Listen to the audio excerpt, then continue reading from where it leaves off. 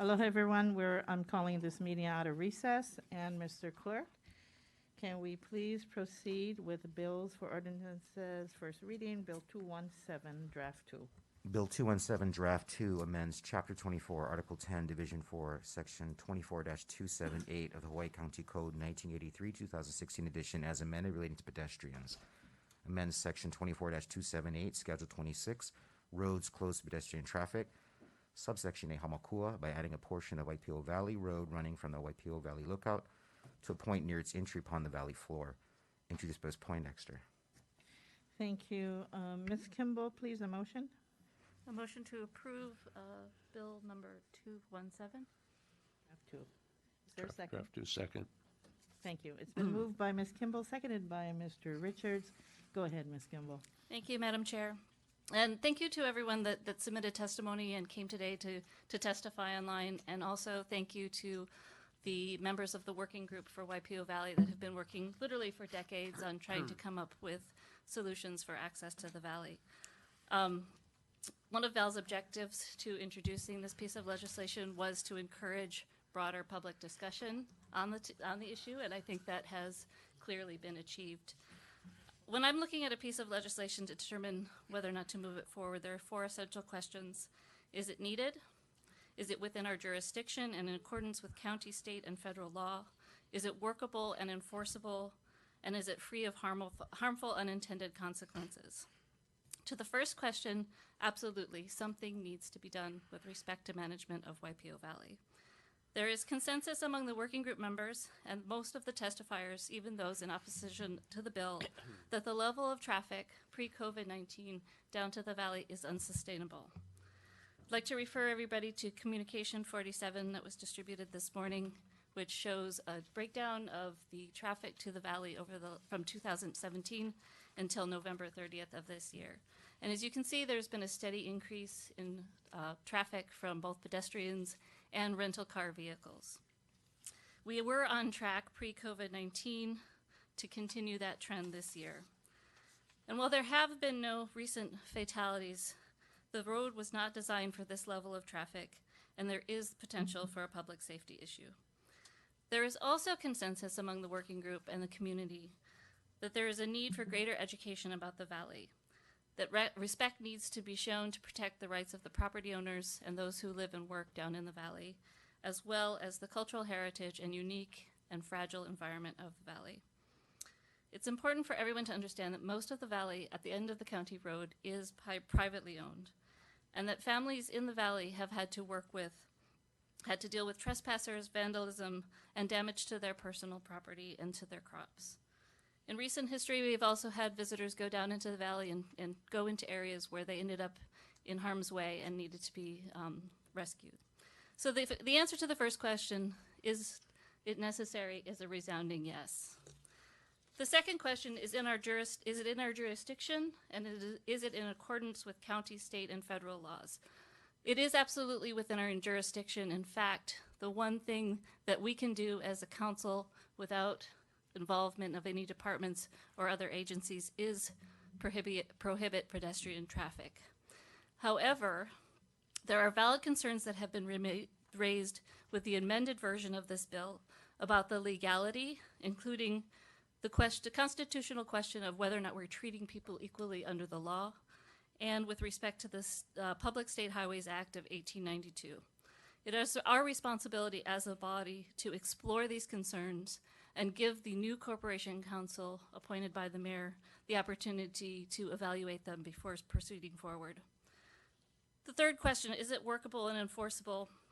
There are valid concerns about the ability to enforce this bill. Rocky and Darren, the 2 rangers that serve at the top of the valley, work very hard and are care deeply about the valley, but we've put them in a position where they're supposed to make a judgment call with little or no guidance. They have no legal enforcement authority, and so if there are challenges for people going down into the valley, and if they need to call the police in, we are stretching thin the police presence in the area, which is already underserved. And finally, to the answer of are there unintended consequences, it is possible that by limiting pedestrian traffic, we will increase vehicular traffic, And it's also possible that by limiting access, we will be sending people to areas of the island that are less prepared to deal with that pressure. It is my recommendation at this time that this body postpone decision-making on this bill until some of these issues can be worked through. There's also a geotechnical study which will be due sometime mid-January that would have relevant impact on how we proceed. I understand that there will be frustration for those who have worked in the working group for decades on coming up with solutions and who were excited to see action finally being taken. But with the shutdown due to the pandemic, we can expect the reduction in visitors and limits to large gatherings to continue this pause and give us some time to do this right and deliberate fully. In closing, I strongly want to affirm that I am committed to developing a meaningful and workable solution concerning the management of this incredibly special place, and I want to take the time to address it. This is the time to address it. Several suggestions have been provided by the working group, and a thank you to all the suggestions that have been contributed through testimony that we can use to develop an overall strategy that I think can be a model to the management of other sacred places also on our island and across the state. I hope the other members of the council will join me in this commitment to share their expertise to help develop a long-term plan. Before I make the motion to defer, I would like to hear from the other members of the council on this matter. Mahalo, Chair. Thank you so much for that. Ms. Kimball, anyone else? Mr. Richards, go ahead. Thank you, Chair. And first of all, thank you, Ms. Kimball. Well stated and well put. On your fourth point, talk about unintended consequences, and I want to address that in a second. First of all, I want to thank Val Poindexter for bringing this to the table to have the discussion, because we can't talk about it unless we're actually talking about it. So we are now talking about it. But as been stated before, on some other legislations I work on, this one's not ready for prime time yet. And to the point, to Ms. Kimball's conversation about unintended consequences, 6 valleys away we have Pololu Valley. And my community, which is on the other side of the valleys, have raised a concern about Pololu Valley and the impact on that valley. If we were to shut hiking into Waipio, people are going to go someplace else, and that's going to be Pololu. And why I say that, and what my concern is there, we have been working on getting the state with landowner there, surety, to establish a parking lot, luas, facilities, to have a trailhead to start for that hiking. I was down there maybe a month ago now, and there were over 40 cars parked in that area trying to hike down into Pololu, and that's before Waipio is closed down. My community is very concerned about that unintended consequence, and so I think a bigger conversation needs to be had here. We need a big plan for Waipio, yes, but I think we need a big plan for the valleys and the access to those valleys. It's going to take state involvement. It's going to take the private landowner involvement. Very concerned about the farmers in Waipio and how we're going to address that. And so I'm glad this is on the table. And Heather, I am very glad that you are committed to keep going. We're not hitting the pause button indefinitely. But what we have to do is we have to stop, because I'm very concerned about Pololu Valley. We are over capacity. Waipio, there's bathrooms, there's a pavilion, there's observation. We have a small little parking lot for Pololu, and 6 cars is a full capacity. Expecting to handle 40 is ridiculous, and if that's going to go up, and this is before anything happens with the tourism upticking. So with that, I'm going to support the postponement on this, and we get the working groups going right away. Kohala has to be part of this conversation, because it must be a comprehensive plan when we look at the valleys as in its entirety. So with that, Chair, I'm going to be supporting the postponement, and I yield. Thank you, Mr. Richards. Ms. Leroy, go ahead. Yes, thank you.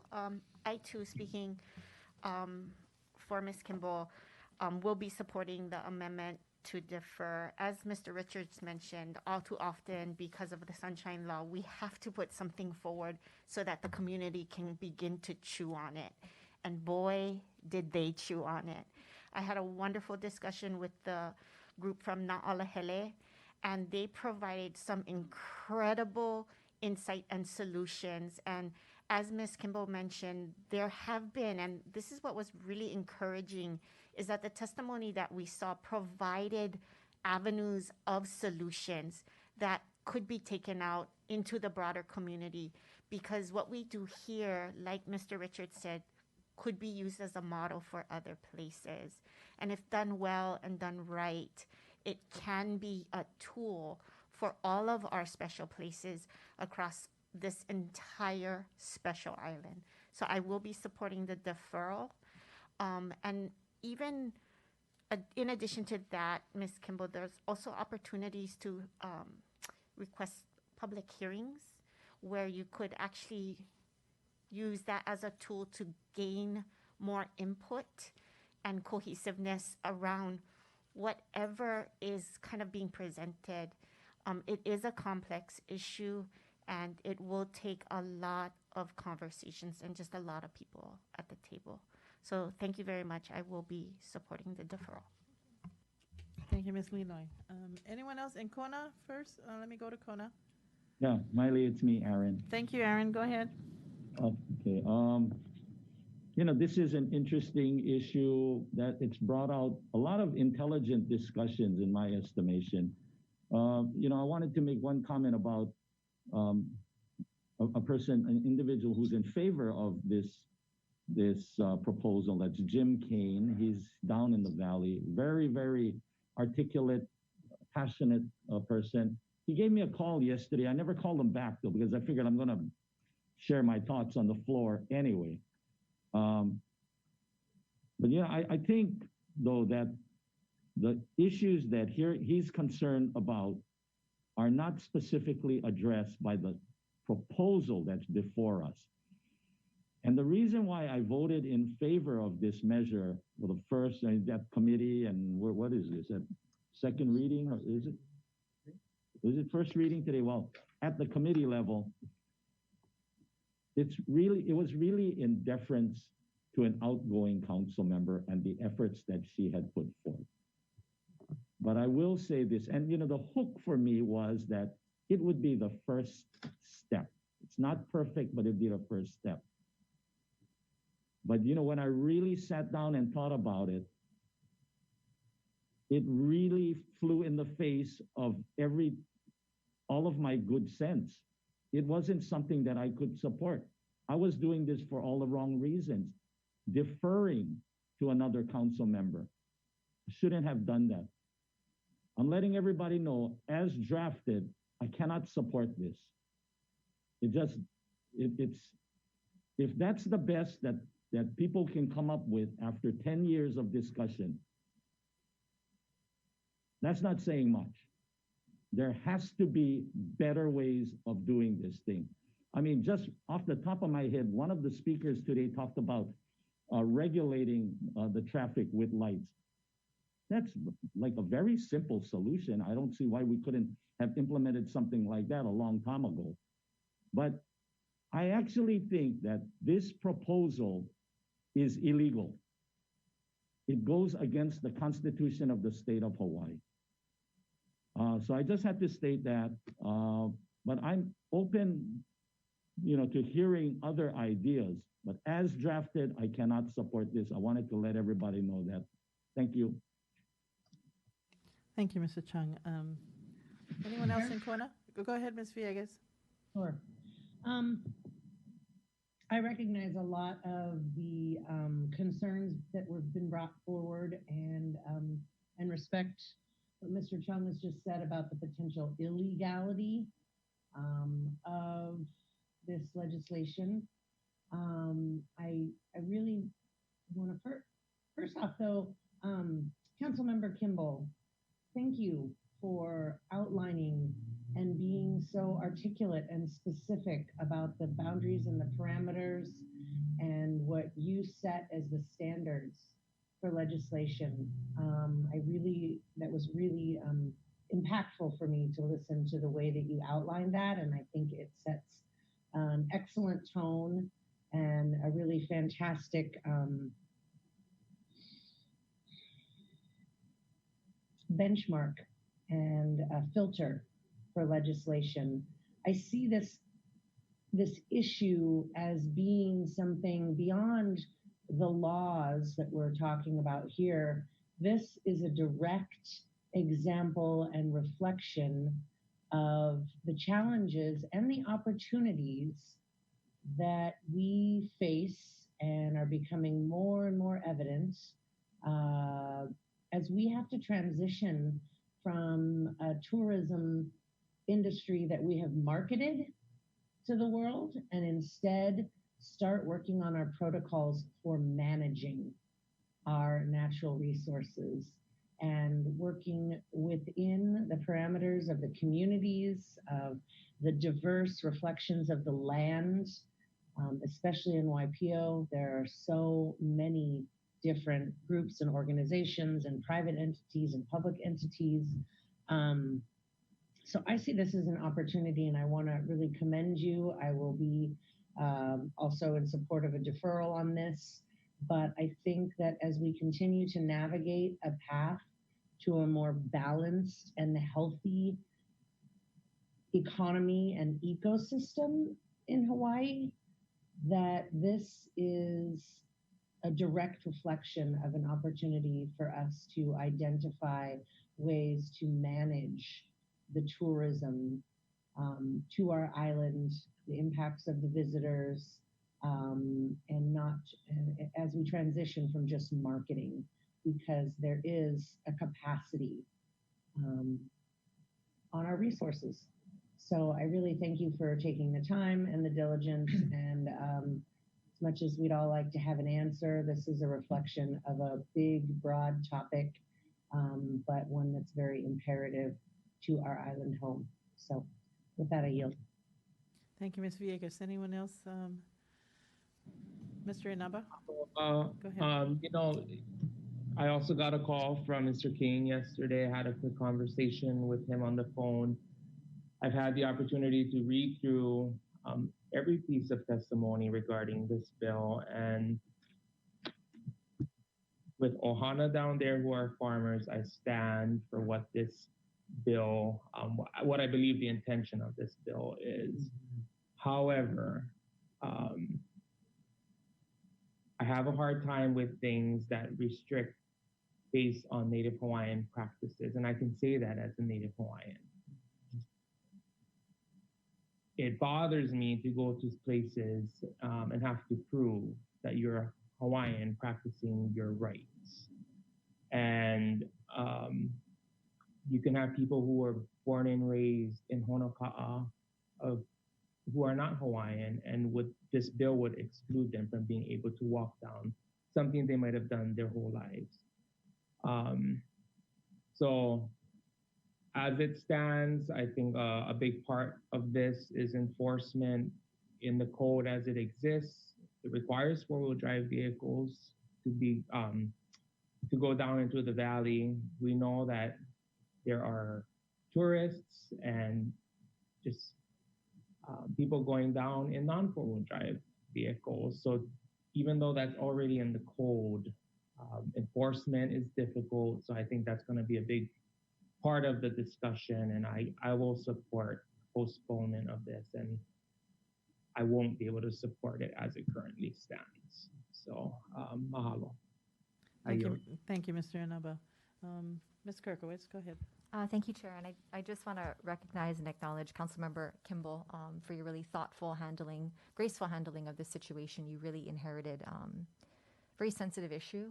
And it's great to know that you're going to be working in partnership with Councilmember Richards and community stakeholders to do the right thing and create a really thoughtful, meaningful management plan for the area that addresses the issues that residents of the valley have, but also ensuring that folks have public access. I'm really glad that we're hitting the pause button on this, because oftentimes government's knee-jerk reaction to anything is to just regulate. We've over-regulated things. And one of the things I wanted to know was Councilmember Poindexter alluded to there being decades of work being done in partnership with community. I'm really curious to know what's been tried. What's been tried? Where have we failed that got us to this point of having to overregulate? So I'm in full support of postponing this measure. so that we get to a place where we're really engaging community and seeing this as an opportunity to educate, to share more information with visitors and residents about culture, about Aina proper stewardship. So thank you. I'll be supporting you. Chair, I yield. Thank you, Ms. Kirkowitz. Anyone else here in Hilo? No? Then, Ms. Kimball, you want to say something? I just want to say mahalo to all of the other members of the council for all of your input on this, and I look forward to working with all of you, and I know you all do share my commitment to see something happen successfully here. If it's appropriate this time, I'd like to make the motion to postpone this to the call of the chair. Okay, Second. before you do that, can I just say something? Yes. I recall my statement. No, I just wanted to thank you myself because I really believe and agree with all of the council members how complex and sensitive this matter is, and regulation definitely does not solve all, but in your situation and given the specialness of this place, time needs to be taken, and the weigh-in from the community is definitely important on this one, and also other agencies, state agencies and county departments as well. So I really applaud you in your foresight to put the brakes on this one. Thank Miss Poindexter. Her heart was in the right place, and I applaud her for that. But look at the good that's come out of it, because right now we're all on the same page. So with that, go ahead with your motion to postpone. Well, and thank you for reminding me to acknowledge former council member Poindexter. One of the things she did hope to achieve was more public discussion, and that has happened. So from that regard, I count this as a success. And with that, I'd like to make the motion to postpone to the call of the chair for Bill 217. Mahalo. Richard, second. Thank you. It's been moved by Ms. Kimball, seconded by Mr. Richards to postpone. What is this, Bill 217, Draft 2, to the call of the chair. Any discussion? See none. All those in favor, please say aye. Any opposed? We have 9 ayes, Mr. Clerk.